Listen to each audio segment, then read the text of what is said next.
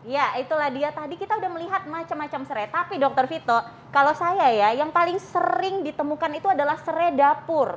Nah, katanya ini banyak banget khasiatnya. Bener kan, Dokter Dian? Betul sekali, Dokter Anissa. Oke. Betul sekali. Ini memang katanya kadang-kadang orang cuma lihat karena buat ngaduk teh doang. Oke, langsung fakta atau mitos. Ini ramuan berbahan dasar serai dapat meringankan pegal linu. Ini fakta atau mitos? Ya, semuanya itu adalah fakta, Dokter. Fakta. Iya. Fakta. Nah, bagaimana, Dok? Jadi, serai sendiri itu memang terkenal ya, sudah sejak lama baik di Indonesia maupun di luar negeri. Jadi istilahnya kalau kita kenal dengan lemongrass. Jadi tadi sudah sempat kita lihat bahwa serai ada dua, dan serai yang kita pakai hari ini untuk ramuan minuman ini adalah kebetulan serai dapur. Atau kita kenal dengan Sipobogon citratus. Jadi yang jenis satunya adalah serai wangi. Serai wangi tadi banyak digunakan untuk industri, biasanya untuk aromaterapi, kemudian untuk essential oil ya, untuk campuran-campuran dari kosmetik dan sebagainya, atau untuk repellent juga untuk anti nyamuk biasanya. Nah, sekarang ini untuk yang serai dapur ini banyak kita temukan ya, biasanya ditanam di pekarangan juga. Ini digunakan untuk campuran dari masakan. Oke. Ya. Dok, ini dok, kira-kira yang mana dok? Yang cara membuatnya gimana? Coba ini serai apa? Yang ini yang kita gunakan sekarang adalah serai dapur. Ini serai dapur. Yang tadinya sudah kita lihat ciri-cirinya. Yang pertama kita gunakan adalah ramuan yang pertama, kita pakai serai, kemudian ada jahe, kemudian ada kencur ya. Ini kita kencur. Campur ya. Ya, kita pakai ya Coba ukurannya. kita lihat gimana cara Kita mulai ya, Dok. Oke, siap. Nah. Untuk yang pertama, untuk ramuan anti nyeri atau linu ini kita ambil serai 2 batang. Jadi serai dapur kita ambil 2 batang, kita cuci bersih, kemudian kita iris-iris ya, boleh sampai kecil. Ini panasin dulu berarti ya? Iya, Udah dipanaskan Bentar dulu dipanaskan ya. Oke. Kemudian kita masukkan. Kompor nyala udah. Ya, oke, sudah. Kemudian jahe dan kencur juga kita masukkan. Ini ya. potongan serainya kan ya tadi ya? Iya, betul sekali. Ini udah Ini dipotong-potong potongan tadi. serainya. Kemudian jahe ini sebelum kita masak, kita cuci bersih, kita bakar, kemudian kita memarkan. Dibakar ya? Iya, Dibakar dibakar ya, Dok? fungsinya adalah untuk mengeluarkan minyak atsirinya supaya lebih tajam. Jadi ginger roll-nya dia Berapa lebih lama sih dok dibakar dok? dibakar biasanya 2-3 menit cukup. 3 menit cukup ya. Sampai aromanya biasanya keluar, Dokter Vito. Oh, jadi dia geprek keluar. dulu baru dibakar atau dibakar? Dibakar dulu baru digeprek. Oh, bakar dulu baru digeprek. Kemudian ini Ini diminumnya kencur. sehari berapa kali, Dok? Kalau untuk ramuan yang untuk linu ini 2 kali maksimal. Karena dosis bonggol untuk maintenance itu biasanya 2 kali 2 batang untuk serainya. Jadi untuk satu resep tadi kan ada 2 batang serai. Ya, jadi maksimal 2 gelas. Dok. Ini airnya tadi 400 ml ya? Dok? Iya, 400 ml airnya. Oke. Oke. Dok, kalau misalkan nih ada orang yang mungkin mau minum sehari-hari untuk misalkan ya setiap sarapan pagi atau tiap sore-sore, walaupun dia nggak sakit, boleh-boleh aja kan? Sebenarnya boleh, asalkan orang itu tidak kontraindikasi.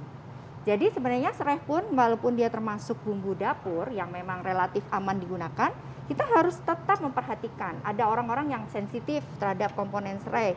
Contohnya kalau dia pakai minyak atsiri serai ada atau lemongrass, dia gosokkan ke kulit, cenderung keluar merah atau alergi. Nah, itu juga hati-hati ketika mengkonsumsi, dikhawatirkan juga alergi. Kemudian yang kedua pada ibu hamil. Jadi ada sebuah penelitian juga bahwa serai ini sendiri meningkatkan sirkulasi darah pada menstruasi. Jadi dikhawatirkan kalau digunakan pada ibu hamil, khawatirnya malah terjadi hal-hal yang tidak diinginkan seperti abortus dan sebagainya, atau bahkan khawatir ada perdarahan yang tidak diinginkan. Oke, nah Dok, ini kira-kira orang-orang yang menderita penyakit apa saja yang tidak boleh konsumsi serai? Yang tadi, satu alergi terhadap komponen serai, kemudian yang kedua adalah ibu hamil. Oke. Ya. Nah, kalau anak-anak boleh nggak, Dok, dikonsumsi? Boleh, sebaiknya kalau menggunakan jamu jenis ini sebaiknya di atas 12 tahun lebih aman.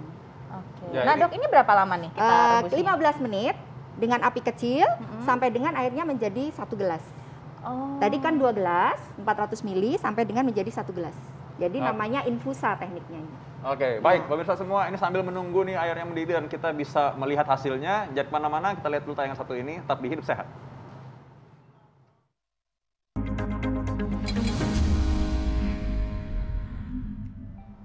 Ya, pemirsa Hidup Sehat, ini tadinya akhirnya sudah berhasil kita rebus ya. Dan ini hasilnya, kita sekarang tunjukkan bagaimana caranya supaya ini siap saji ya, dokter. Iya, siap. Nah, ini ini adalah kita hasil rebusan tadi ya, Dok ya, yang tadi kita rebus, yang isinya adalah serai, jahe dan kencur. Ini kita saring, kemudian siap dikonsumsi. Boleh untuk pemanisnya ditambahkan madu atau gula aren. Oke, Iya. ini berfungsi untuk sebagai penghilang rasa sakit ya, Iya, dokter ya? membantu menghilangkan ngilu-ngilu atau Pegal-linu. linu. Iya. Ini pertanyaan iseng dari netizen ya biasanya ya. Ini di dalam ini kan ada berkas-berkasnya habis bekas serehnya. Ini boleh dimakan nggak sih gitu?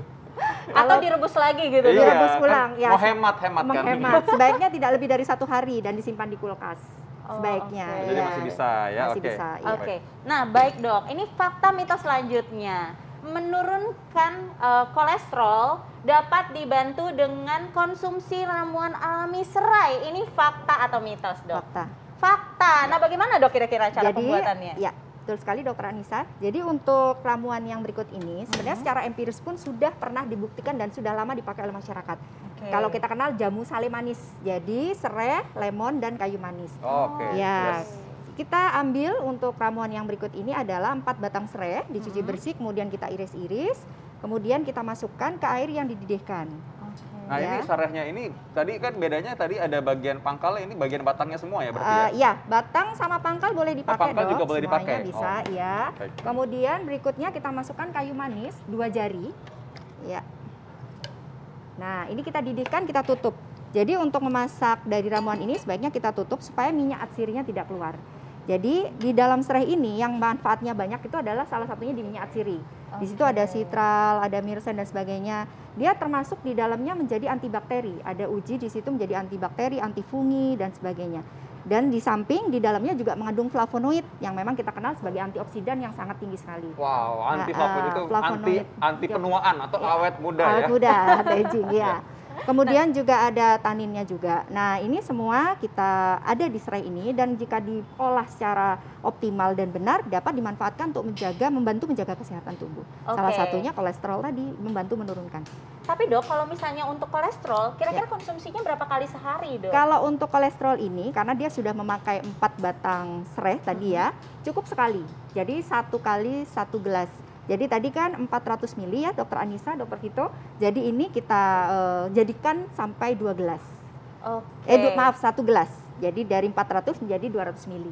Ya. Nah ini ada Nah. orang yang mungkin minumnya ketika lagi makan makanan yang berlemak saja. Betul. Atau mungkin dia tiap hari aja minumnya, aman nggak sih gitu kan? Ada kayu manisnya loh, kan kayu manis biasanya kadang-kadang nggak boleh kan minum tiap hari gitu katanya. Sebenarnya gini dok, jadi untuk maintenance sebaiknya selama dia tidak melebihi dosis yang dianjurkan itu tidak apa-apa. Karena bahan-bahan yang kita pakai hari ini adalah semua bahan-bahan dapur yang range keamanannya tinggi. Dan uji toksisitasnya juga sudah jelas bahwa itu sangat aman gitu ya. Oke. Termasuk kayu manis manisnya, ini ya. sebenarnya ya sinamaldehidnya sangat bagus sekali, poten sekali sebagai antioksidan juga dan bisa menurunkan kolesterol juga. Jadi sinergis kerjanya. Gitu. Nah dok, apakah sama seperti yang tadi orang-orang yang tidak boleh konsumsi ramuan ini adalah ibu hamil dan juga orang yang alergi serai? Ya, sama, hampir sama. Dan juga kalau biasanya untuk membantu menurunkan kolesterol, dia biasanya memakai obat ya, obat yang dari dokter biasanya. Ini sebaiknya diminumnya berjarak 2-3 jam dengan obat konvensional. Jadi Oke. tidak bersamaan.